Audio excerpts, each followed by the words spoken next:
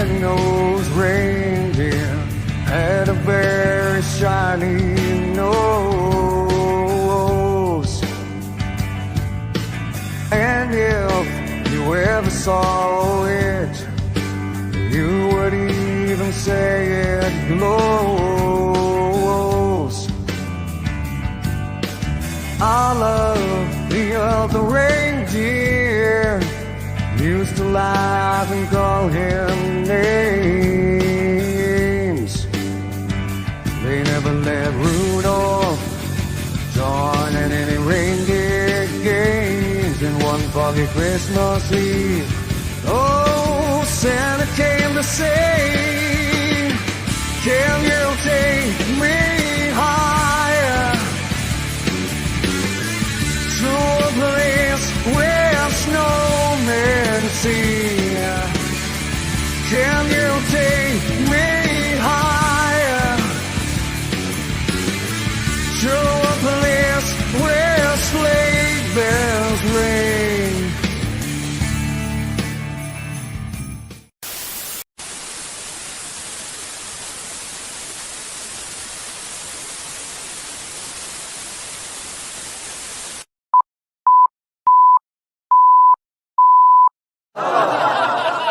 And now, it's showtime. Down to business. I got my wild cherry Diet Pepsi, and I got my blackjack gum here, and I got that feeling. Yeah, that familiar feeling that something rank is going down out there.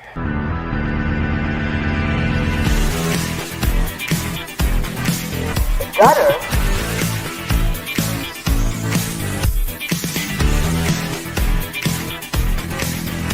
It's a nice spot. Gutter.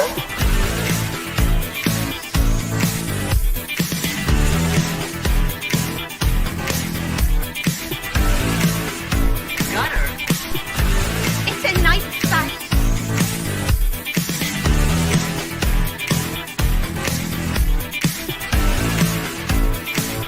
Gutter.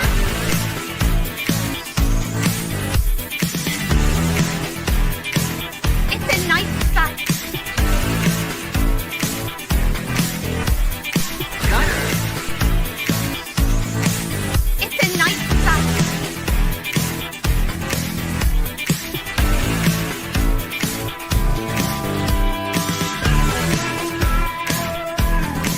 Gutter.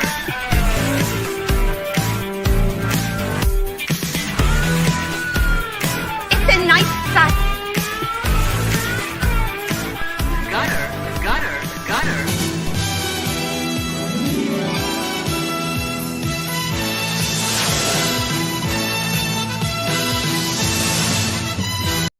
Good. You're not coming home. Where can I go then? You can go to the gutter where you belong, you filthy pig. The stuff that dreams are made of. Huh? Huh? Greetings. Once, long ago, in a soot-stained stationary city on the shores of the River Thames, there was a man who wrote a story about Scrooge. Scrooge was unremarkable in shape and in fact quite ordinary, but he possessed monstrous ambition. We shall not bother with the name of the author, for it could be any of us on any given day when the affliction of avarice adorns our aura as we move to associate with this Scrooge. It could be any of us that find the allure of the churn of the coin, the soft, silent scroll of the stock ticker, or the faint odor of warm silicone through freshly powered on boards of machines that will continue to keep the meat alive long after the mind is gone. It could be any of us. And I shall pause there, for there's an echo that is being laid plain to hear. It is one you should all recognize. For in this age, we have no need of Marley's clanking chains to rouse us away from the remains of the day. Our chains are the digital kind, silent and inescapable. The specters that haunt us are not cloaked in a Victorian fog, but wrapped in a pixelated sheen of numbness, notifications, DMs, and emails. Our modern Scrooge isn't some miser hoarding gold. Ours, he or she, is the everyman who trades his time for all things, status, likes, and even humanity for the briefest of applause, accolades, or super chats of an audience they never actually hear. Each keystroke, each swipe, each new stream builds a future that, similar to Scrooge, is built on the false sense of accomplishment. One is a balance sheet, the other a metric. Both are equally weighted and measured and found wanting. But if that is the Scrooge of our day, who is Tiny Tim? We fortunately lack the street urchins with crutches pleading for a penny or another bowl, but we certainly do have the beggars of the broken souls. I think Tiny Tims are the voices that are drowned out by the electronic hum, the child who asks and is told just a minute, but that minute stretches out into days, months, and even years. Those spiritual triplets that are so brilliantly woven into Scrooge Awakening, they are still here, but they are manifested in the self-doubt of questions regarding the road you've chosen. They're the data trails of your past, the metadata of an opportunity lost, and the chilling realization that the future is not granted unto you, but a result of your own choices. Bob Dylan sang, "Sometimes I turn, there's someone there. Other times it's only me." And I think that sums it up. If you listen, you might find an invitation, and other times you might realize that it's been sent from yourself. Call it lucidity if you want, but I think it's a cry out for life on the edges of the bleak horizon. A life that with legacy might just have the promise to bring comfort to others before their stroke of midnight, if given the chance to realize its true power. Welcome to the gutter. Everyone ends up here eventually. It is only a matter of time. And tonight we will be looking into Batman's take on those thoughts I outlined. But first, introductions. I remain your local yokel host and obsessive nerd, Aldous, a man who spends inordinately way too much time looking over and thinking the meaning of each specific video's introduction that no one actually watches. Joining me as the Waldorf to my Statler, none other than award-winning writer and publisher of multiple of his own graphic novels, JP. JP, how we doing? Pretty good. Just to fact check your opening monologue, I believe the preferred pronunciation is the River Thames, and A Christmas Carol was written by Gonzo. Yes. We will be going over that on Wednesday of next week. But good. Thank you for fact checking me in real time. That's greatly appreciated. Turning to the chat real quick, we've got "What's up, chat?" from Snuggy Jr. And he says, "What the fuck is this grunge shit?" Yeah, that is the greatest Christmas song ever produced. If I don't get my August Burns read on Wednesday, I'm going to be really pissed. Ooh, we'll have to see what we can do there. Dale A says, "I never know if I'm on the popular chat or not, seeing as how both channels seem to be shadow banned if I search for them." Well, that's good to know. Wonderful. Okay, is this the popular chat? Usually the LCH Comics channel has more people in the chat than the actual Gutter channel. Dale A says, "Howdy." Jason Sandberg's joined us. Always good to see Jason Sandberg. But yeah, tonight we will be going over Lee Bermejo's, and it is Lee Bermejo's book, essentially. He's got quite a cast here with him working on it, but overall it's basically him. The colors were done by Barbara Carando, who's an Italian colorist, and the letters were done by Todd Klein, who's been working in lettering of comics since 1977. So wow. Pretty impressive. The colors on this are absolutely beautiful, and we'll be going through all that. And the art is just absolutely astounding, and the story itself is very well executed. Before we get into some of the other things, I would also like to say that I found this acknowledgement at the front of the book rather touching. It says, "For my grandmother, Alice B. Fletcher, who gave me my first Dickens novel, and my wife, Sarah, who gave me everything else." And then in the following page, he gives "with respect to Charles Dickens," which I thought was classy. I don't see that too often when someone's doing a take-up or an ode to something, that they actually give respect to the original author, and I thought that was a nice touch. Before, I guess we'll throw up the title page here. That's not the title page. I apparently did not. Oh, there it is. And there's the title page. So Batman Noel or Noel, however you want to pronounce it. I believe on Wednesday we decided it was Noel. So, JP, what are your initial thoughts on this? I think this. Oh man, I mean, from my own writing that I'm a sucker for Snow, and from my, incessant bringing up of Doctor Who that I'm a fan of, angel statues. So that immediately spoke to me. But the juxtaposition between the gentle grace of the statue over the shoulder and the overcoming of rage in Batman's facial expression and posture, I think makes for a great contrast and really really sets the tone for what we're gonna find within these pages. No, absolutely. I think the one thing that really stands out here is obviously this is a Batman. It's an Elseworld story. It's a standalone. But at the same time, one of the things that's really executed exceptionally well, and I don't see this too often, where they try to replace Scrooge's avarice with another sin, and in this case, it's replaced with wrath. And I really like how they handled it. It really reads well, and it fits the character in such a wonderful way. And Bermejo's art is just absolutely stunning throughout this, and we'll be digging into that shortly here. But just to go over the standard, this is from 2011. You can get it on Amazon currently for less than $20 for over 100 pages hardcover, or you can head over to Midtown Comics and you can get it for $12 in hardcover. Either way, it's a strong buy recommendation, and I will go over all that again. But I guess diving right in here, JP, man, right off the bat, we get a really nice setting for what we're gonna be doing. It's winter. We're getting Gotham, and I really liked this. I thought it was just a nice, subtle hint at the title there with the Noel and the lights. Yeah, and that's kind of a recurring theme throughout the book is the use of bright lights juxtaposing the kind of bleak, brick and cement backdrop. You see it a couple other times later.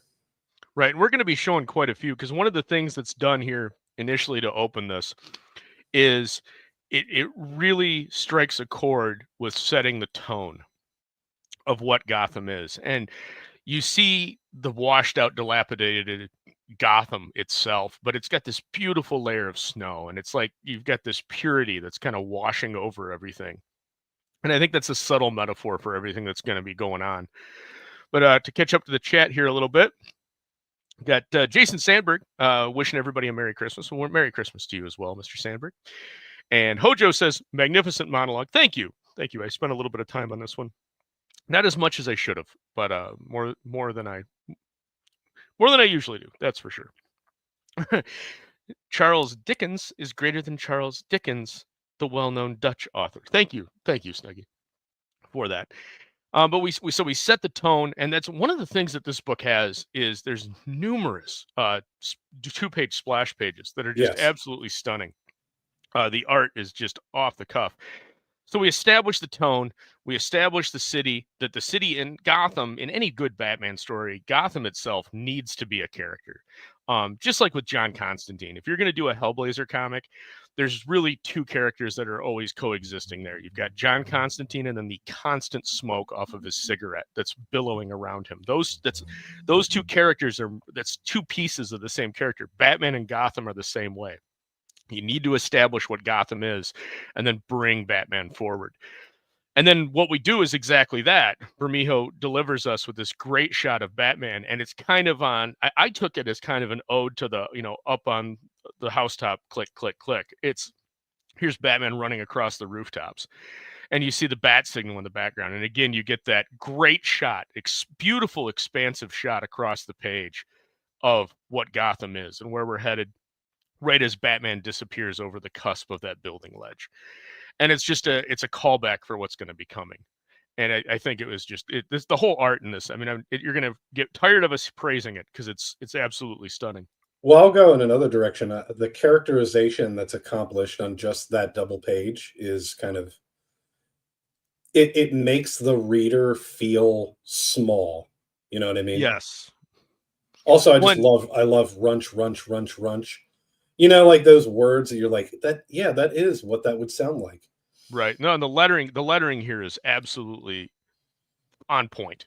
This is this is a veteran letterist that's executing at the highest possible level, and it merges so well. In fact, we talked about this week with some of the stuff that you recently released on GlobalComix, JP. You know, sometimes that narrative box becomes almost a hindrance, and it becomes an eye block. And sometimes when you can do this free form scripting and it works with your art, man, it sings. And it brings everything up. And this is not my art. That would be terrible. Right. No, not you. Obviously not your art, but definitely your words, my friend.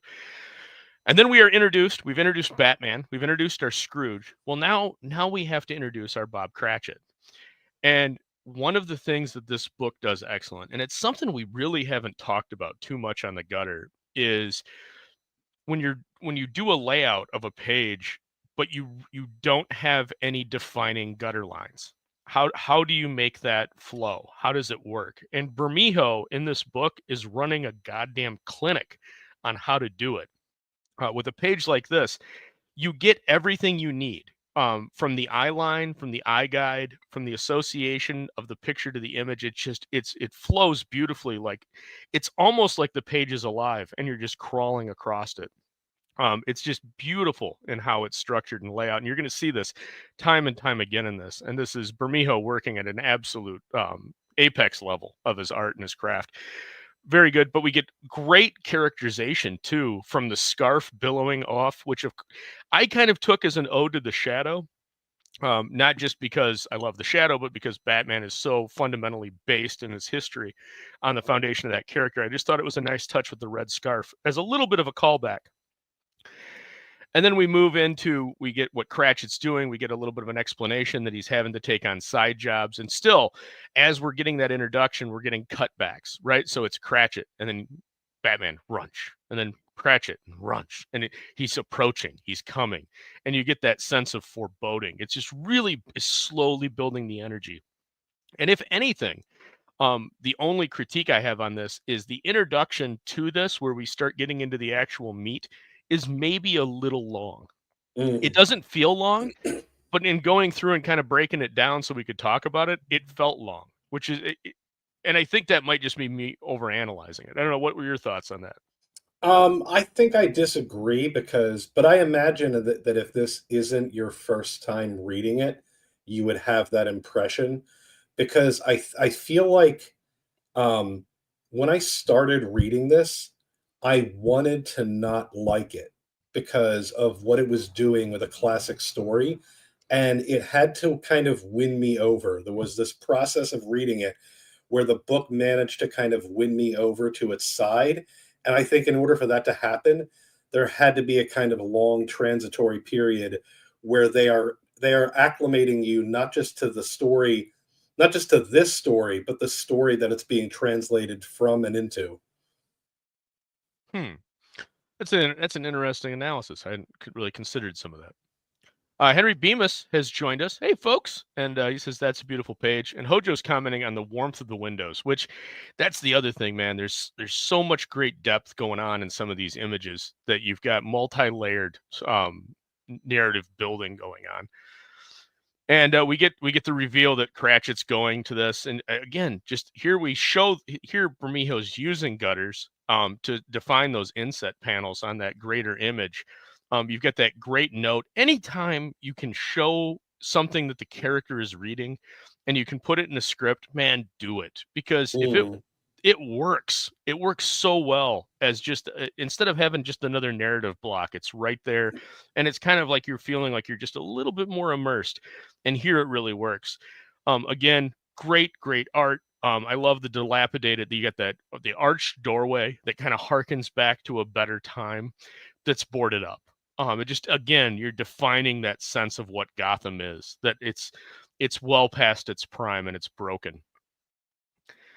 And then we get this, which, man, God, man, to do something like this is bravery, number one, of doing a shot up like that and then transitioning around with the camera as you're going to these shots and bringing it down across. And he gets this, he picks up this package that he's got to deliver, and oh man, just it builds the sense of foreboding that's coming up. It's really well executed. And again, you get the runch, something's coming. What's coming? Well, of course, it's Batman. And I love how, as he's jumping down from the one side of the page, you can see his foot as he's coming down on the left-hand side, but the silhouette is the bat signal. Like, it's little touches like that. And then we're going to use the line of the shadow as the gutter break. Just beautiful execution on that. And then that transitions into, now we get the reverse shot. How often do we talk about this? Action beat, he's jumping down, invert the camera, boom, give me the other angle to extenuate the motion, then boom, sound effect, whoop, and now Batman's landed right in front of him. But we don't, this was, I thought, was an interesting choice too. We don't show his face, we just show their feet, because it's the landing, it's the impact. And then we get the page turn. And then Batman threatens him. He tries to run. He does the batarang around the ankle. And it's panel 3. This is such small things, right? Again, we got the reverse, panel 1, do the revert the camera, boom, panel 2, then focus in on the foot. It's going around his foot, and boom, he falls and drops the package. And then we get the reveal of what's in the package. Boom, it's cash. And now Batman's on him. And Batman, I mean, look at that face at the bottom of the right. This is anger. This is wrath. This is just holy terror. This is vengeance. Whoa, careful. This is fantastic. It's just, you get the sense that he's going over the top, and this is defining that he's not the Batman that you're used to. He's consumed at this point. I really like this. Do you think the third panel on the previous page is unnecessary? The third panel with the foot? No, I love that. That's your beat, right? That's when going back to Fell, right? Warren Ellis talked about that. It's a melody. And so you've got that's an extenuating point. That's a high note. And then you're getting back into the melody. So it's boom, boom, ding, boom. But you've got the suggestion that something big's going to happen. And then you get that, and then you go to the page turn reveal. That's how I took it, at least. Sure. And so he terrorizes Cratchit. It's just this over the top presentation for a man that's really relatively innocent. He's just, he's a grocery clerk with sent to collect a bill, essentially. And we get that, and he lets Cratchit go as he starts tracing down what Cratchit was doing as this bagman. And again, great shot. He's running, but that first image it bleeds down, and the panels kind of bleed into it. So you got nice separation. You're using your art to define the structure of each individual panel. It's just, again, apex, top of the line stuff. Really, really good. And then we get this. I loved this. Like, it's just a nice shot where you get the inset, that little inset of the tracker, which almost feels forced, but still works in the context. But the overlay, I actually felt kind of nostalgic for it. It's like something you haven't seen, in many years. Yeah, no, and that's a great point as well. You so often you feel like they're just not spoon feeding, but just kind of assume. And here it's just a nice little touch.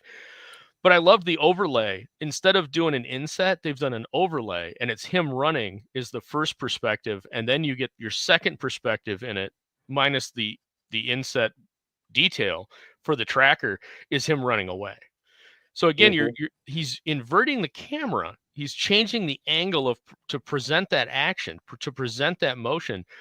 But instead of using two panels, he's just taken one image and then overlaid the side shot on top of it and put it in the foreground. It's just, it's so simple when you think about it, but man, does it work. And he plays with this a little bit later on too, in some of the other beats.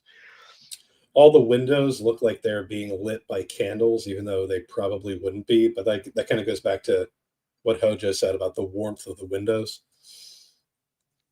For sure. JLA says, get him, Batman. Exactly, man. You get that sense that Batman's out for revenge. And then you get Batman does some investigation into the place where he was going. And you get I love the use of black here, because up until now, we've really played with light, right? We've played with white and the snow and the city, and we've done a little bit with shadow, but not like this. When he goes into this, it's dark and foreboding, and you get the terror of the dummies as they're hanging, and he gets the note, and again, just the crumpled violence. You get the sense between the note and that last panel on the left panel, bottom left panel, and the bottom right panel. He just crunches it in his fist, and you get the sense that violence is imminent. I really like that. It's just fantastic. And then we cut back and we go to Cratchit's home, and it's his son, and we get this really, like, I would say this is touching, almost. I don't know, what were your thoughts on this? You're more of the writer than I am, JP. Yeah, I don't know. I'm not really getting a lot here other than just like really depressingly sad. Okay. You got a crumpled tree. You got an army man. You got a slashed beer can and a half of a beer bottle. Sorry, I don't know. Touching. Okay. Okay, I thought it was kind of touching that even in the lowest of low, the boy is trying to find a little bit of joy. Oh, sure. And then you get a touching exchange. The father kind of lashes out at the son, and he apologizes. And I love panel 3. He talks about the army man. He wanted to paint Superman on him because Superman's colors are kind of Christmassy and it's hope. And it's just it's not subtle, but it's a nice hearkening to what's coming. And as we go through, we've now set the table. We've set up our Scrooge. We've set up our Cratchit. And we're going to start moving into who are the 3 spirits that are going to visit. But first, before the spirits are allowed to visit, you have to give the forewarning, because that's part of the rules of A Christmas Carol. You need to have the Marley. So who, in this case, in Batman's past, could be a memory of Marley? And so we show Batman in the Batcave, and he's going back and forth with Alfred talking about it. Now, one of the things I really liked, and this ties into what we've been showing over on the Witching Hour every Wednesday, is the 1943 serial Batman. And if you look at that first costume that's in display at the very bottom right, that is the 1943 style costume for Batman, that early style that they hearkened back to with that one. So I thought that was kind of a cool tie-in. But then we see, as we pan across, they go to Jason Todd's Robin costume. And now we get a sense of, okay, we know who's going to be the Marley. And Batman starts reflecting nostalgically upon his time with Todd prior to his death. And then So not the Robin from the serials. Not the Robin from the serials, no. That is the Dick Grayson Robin. Again, this is an Elseworld book. It's a standalone, but it is taking from where we are at in the context of the Batman universe, and that being that Jason Todd was Robin and then was killed by the Joker. Awesome One says, Merry Christmas, y'all. Merry Christmas, Awesome One. Great to see you. Joy is overrated, says Snuggy. I remember this time last year we covered Santa and Spawn. Was that another channel? That would be another channel. We have not covered Spawn here on the gutter. Where's Killer Moth, says Snuggy Jr. Great. Robin's bulge is prominent. Indeed. Thanks for pointing that out. Never fails to disappoint. And so we get that nostalgic hearkening back of his time with Robin. And then as he looks over to the uniform that sits there in memorial almost of Robin, we get the flashback. We get that momentary what's going on. Is it part of his conscience? Is it part of his subconscious? Is it actually happening? Is it a mystical event? We don't know, but you get Jason Todd that kind of harkens to the suggestion that something spiritual will be going on. And then as we move forward, Batman continues into his journey, and he's going to meet up with Catwoman, and he's waiting, kind of staking out where they're supposed to meet. And again, another light sign juxtaposing the Dickensian features. Yes, it's just absolutely. They took a city that should be modern. I mean, it's right down to the Gothic architecture on that clock tower, right? And it feels Victorian in how they've presented it, even though it's modern. And it really works for establishing that setting and getting that feel forward for your atmosphere and what you're looking to do with a true Christmas Carol story. And I really liked that top panel. This is so stupid, right? He's looking through binoculars and he sees Catwoman. It's so stupid, but man, did I like it. Like, it just works. And then you bleed down into the rest of the page, and he does that same thing where he's playing with the art of the preceding of the following panel, kind of suggests where the guideline is for the break. And it works here.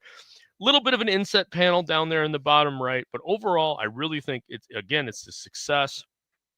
And now we get our presentation. We've already presented.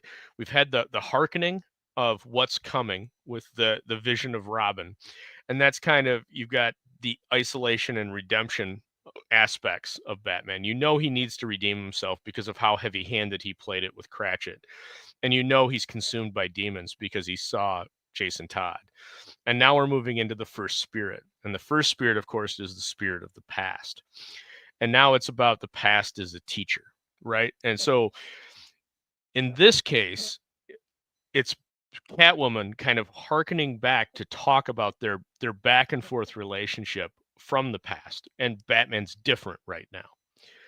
And that's very obviously laid out with how she defines it. They kind of play a quote unquote cat and mouse game verbally. Batman doesn't want anything of it. And again, the art is just off the cuff here.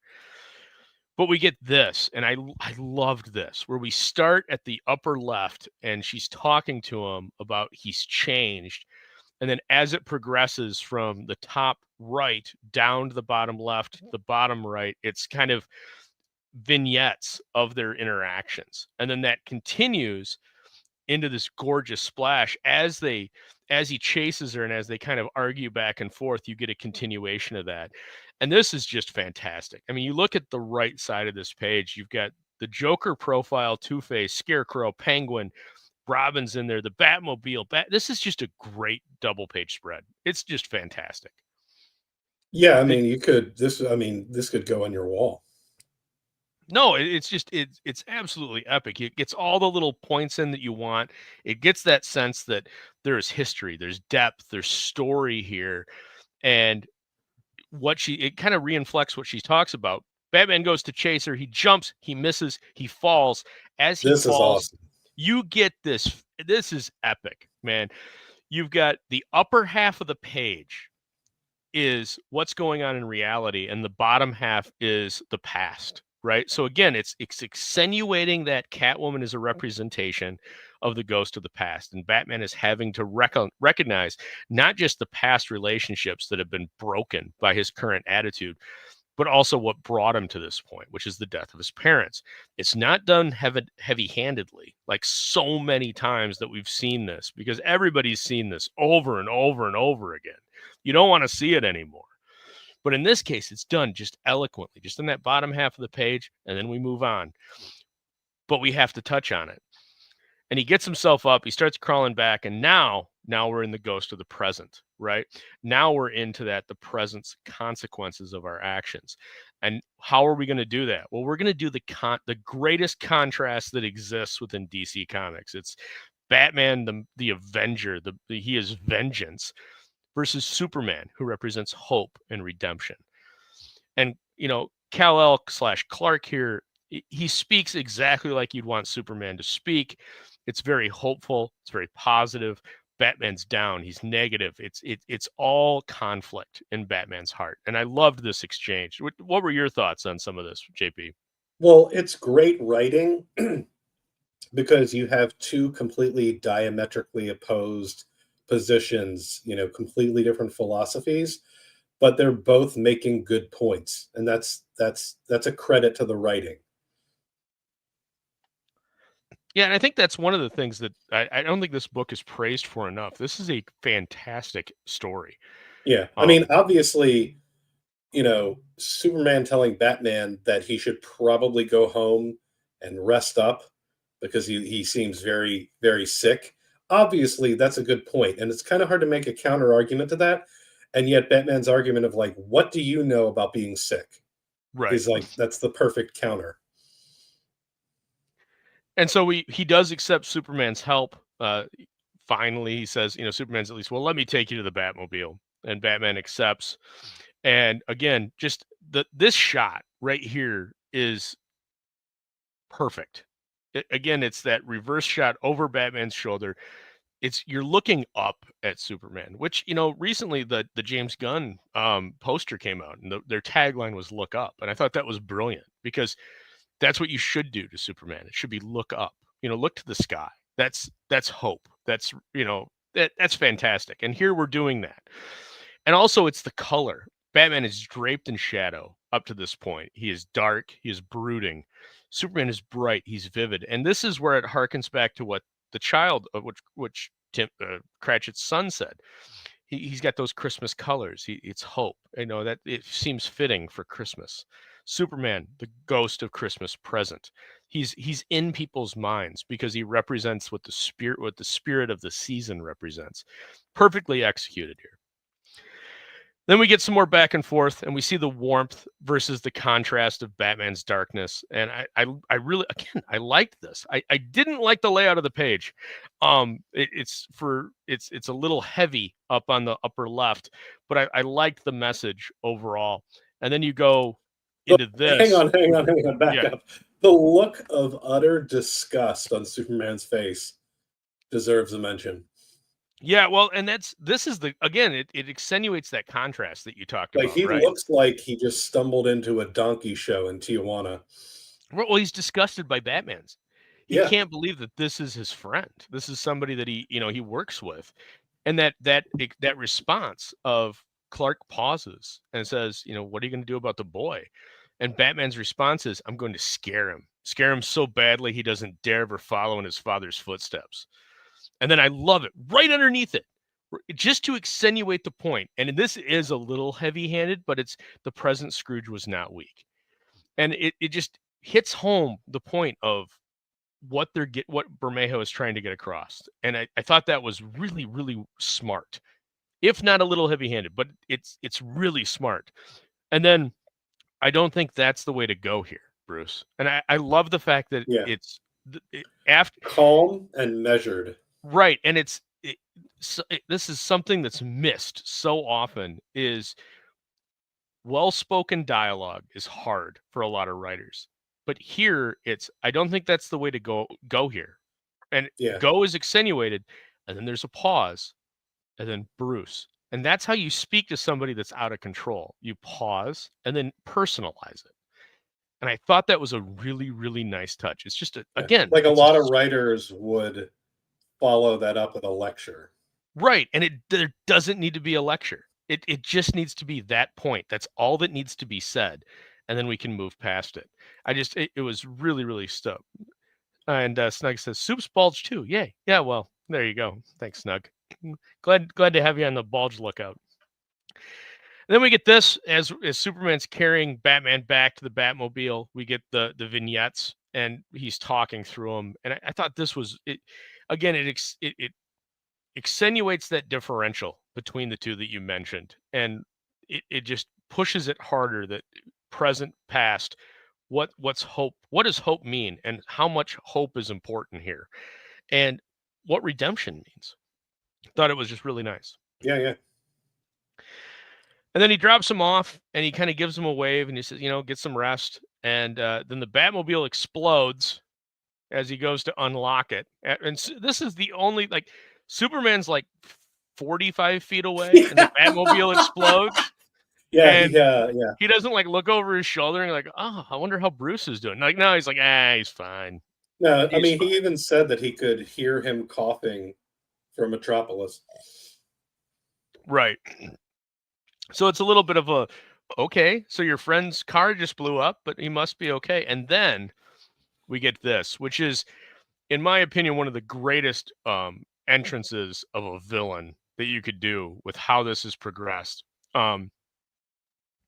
Just with the silhouette walking towards, and then the boots, and then the blackness.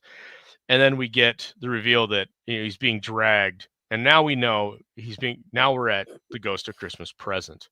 The Ghost of Christmas Present is always scary. Or future, I'm sorry. Ghost of Christmas Future is always scary because the future is scary.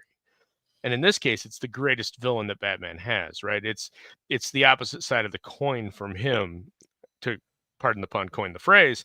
It's the Joker. And I love that we've split that bottom panel into two Yeah. with the narrator. It just fits. And this is, again, perfect writing, perfect execution, really understanding how you want to accentuate what you've written with the art. And sometimes I almost think that you get this better when it's a writer artist rather than a writer and an artist. Or you get a team that really understands what's going on and there's a really good communication back and forth. But this is exceptionally, it's understanding the point. Can I kind of provide my interpretation of what we're seeing here? For sure, man. So, okay, the first thing I want to draw your attention to is panel 3, where you're it's a continuation of his legs, but it's fading into darkness. And then panel 4, we're coming out of the darkness. So I took that to mean that he looked up, and then the last panel, even though it's technically a continuation of panel 4, it's really, I interpret that as meaning his head dropped back down again. Okay. Yeah, I can see that. So he kind of comes to consciousness and sees he's being dragged, drifts back out, turns his head up, looks. It's the Joker. He's being dragged, but then he drifts back out. Yeah. Which fits with the next 2 pages, because now he's being thrown in a pre-dug grave. And I love the shot of the Joker. It's just absolutely terrifying here. Yeah. And then he rolls him into the grave, right? And you get that great shot at the bottom of the left-hand page, falling into the hole, and then he's falling into emptiness. Man, I feel like the layouts for this entire book are just so far above my, understanding. Does that make sense? Like, No, I'm out of my depth just talking about it. This is I would put this all of Bermejo's stuff. Bermejo is he's an amazing artist, and he really, really understands the medium that he's working in. And it's so rare that you see that in modern comics anymore. And he understands how to do things and how to structure things. It doesn't always work, I think, 100% of the way he wants it to, but it's always absolutely beautiful. And so here we get as Batman. So previously we had Batman falling, right? He's falling into the grave. And now we see what the future looks like without Batman. What happens if he allows this to consume him? What happens if he allows this to be the end? And so we get first the shot of what happens to Gotham. And next we get the shot of how it affects the people of Gotham. And then we get a shot of what happens to his friend, Commissioner Gordon. And he's arraigned and prosecuted for helping Batman. And Batman continues to fall. And we get that then the decided image of Batman denies that reality. And he accepts that, he's got to exist. And he digs his way up through the filled in grave and crawls out. And that, man, just again, super powerful. Rebirth, obviously, redemption, obviously. You've got all those standard metaphors. Meanwhile, Joker shows up at the Cratchit. Holy shit. And this is like so creepy. This is great. Because right before this, there's a knock on the door, right? And Cratchit's son runs up. He's like, Santa? And he opens the door and it's, Joker, ho, ho, ho. Like, it's just, oh, man, super. Hey, my favorite line is coming up. And so Joker walks into the room. Batman comes in through the window. There's a fight. We missed it. My favorite line was like, there's no baseball bats in Clue. Oh. But so Batman comes, he redeems himself. He's coming to take out the Joker. And, we get this. The gun falls. It ends up in Cratchit's hands. Cratchit holds it over the Joker. He has an opportunity to kill the crown prince of crime of Gotham. And Batman tells him, be a hero. And that's not the Batman that we saw at the beginning of this story. He's changed a little bit. And I thought that was nice. And then it's a little maybe heavy with the crosscut to the sun and then Cratchit and then the hammer and then everything else. But it still really works. It's a really, really well-built panel. And then we get the Joker gets, arrested and sent back to Arkham. And we finally see Bruce at peace. And it's that summation of this has changed him. And how do we know it's changed him? Well, because he gives Cratchit a job and a Christmas tree and a 401k and paid time off. And he's got a nice position. And the contrast is at the end, we see that this has been him telling the story to his son. And he asks the final question is, what's the moral of the story? And then we end the story on that. I thought that was a really, really nice touch. But an absolutely beautiful Christmas yarn, man. I love this. Again, you can get this book on Amazon for less than $20, or you can head on over to Midtown Comics and get it for less than $12. So highly recommended by. Absolutely beautiful book. Great read. Fantastic adaptation of A Christmas Carol. What were your overall thoughts closing out on this, JP? I mean, okay, if I have to nitpick here, it's the middle of winter. You're clearly ill, and you're in a cave. You should probably put a shirt on. That was just one thing, because it's cold. I got a hoodie. I got my long johns on. Like Bruce, put your shirt on. And I think that really sums up the entire book for me. No, but yeah, really enjoyed it. It ended up winning me over. I think that I was skeptical, because I'm somebody who kind of closely guards classic stories. So I have that bit of skepticism kind of built in. The other skepticism I had is that by making Bob seem like a victim of Batman, it made me think of that very modern, or I guess I should say postmodern reading of Batman, that he's just a billionaire who beats up the poor criminals. And so even though I don't think it was doing that, that was kind of the thought lingering in the back of my head. But the book, like I said, did eventually win me over, and it would be a hearty recommend.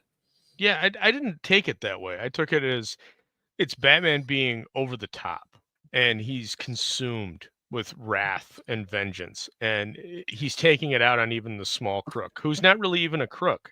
He's just a guy trying to do something to get a little bit extra cash at Christmas. And it takes, again, the past, the present, and the future before he realizes that. And it kind of rejuvenates him. It's a reawakening of why he does this in the first place, because he's supposed to be helping people like Bob. He's not supposed to be punishing people like Bob. And he kind of lost his way a little bit. Awesome One says, dude. Dale A says, Raiden has never had a fever. And Awesome One says, baby, it's cold outside.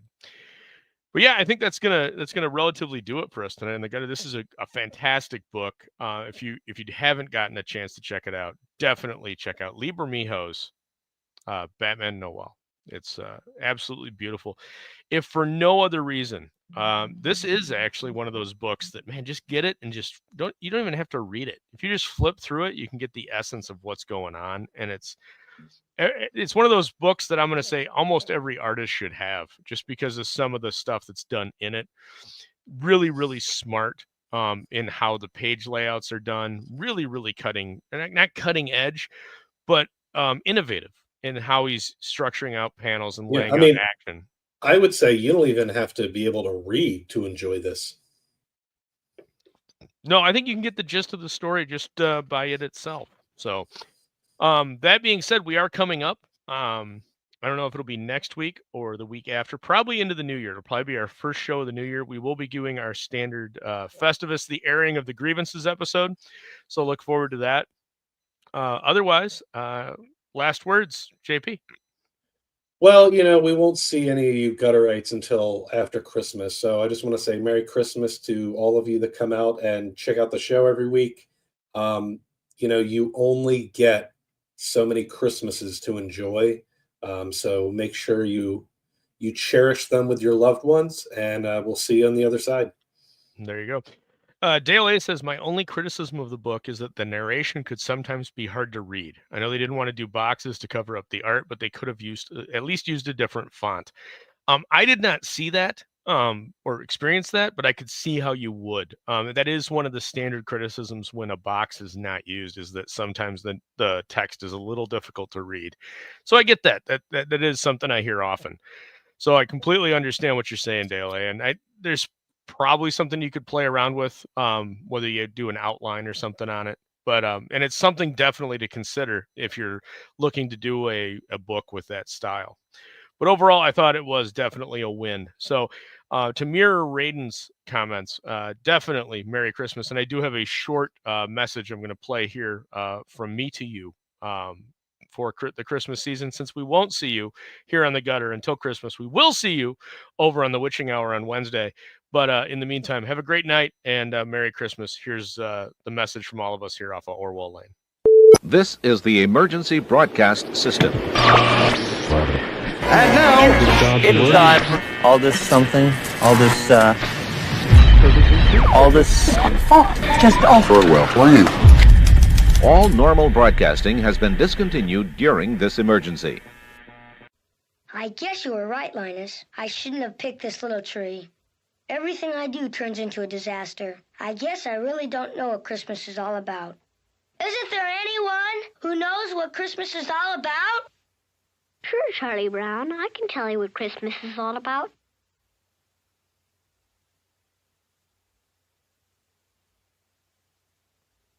Lights, please.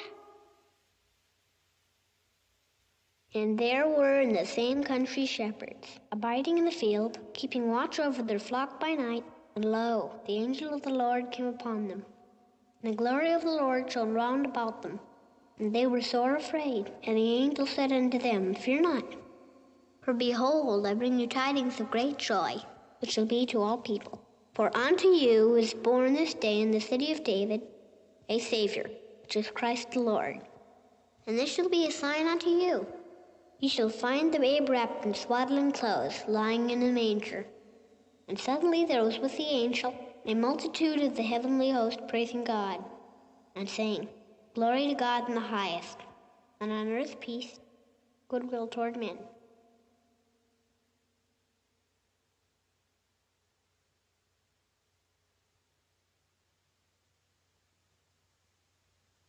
That's what Christmas is all about, Charlie Brown. Greetings from just off Orwell Lane. 'Tis the season, and nothing echoes the message this time of year for those of the Aldous clan better than Linus's soliloquy in the Charlie Brown Christmas special.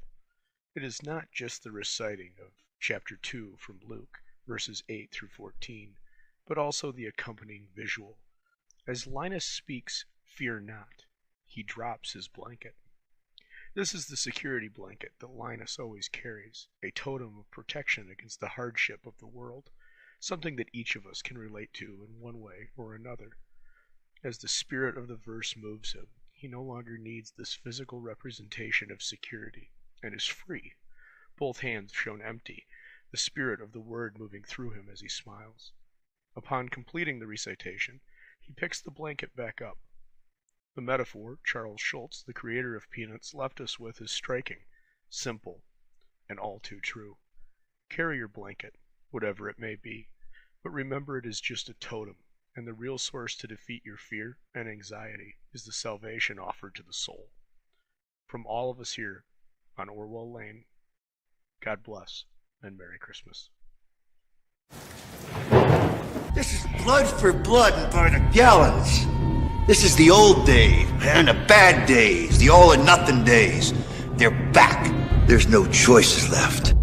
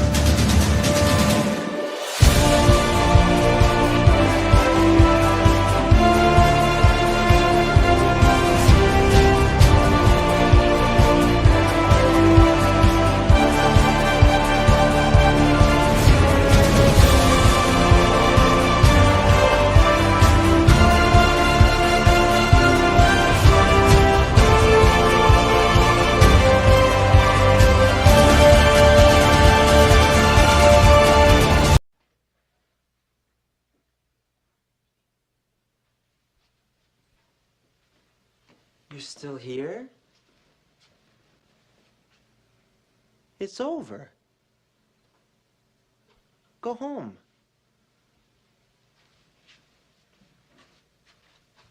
Go.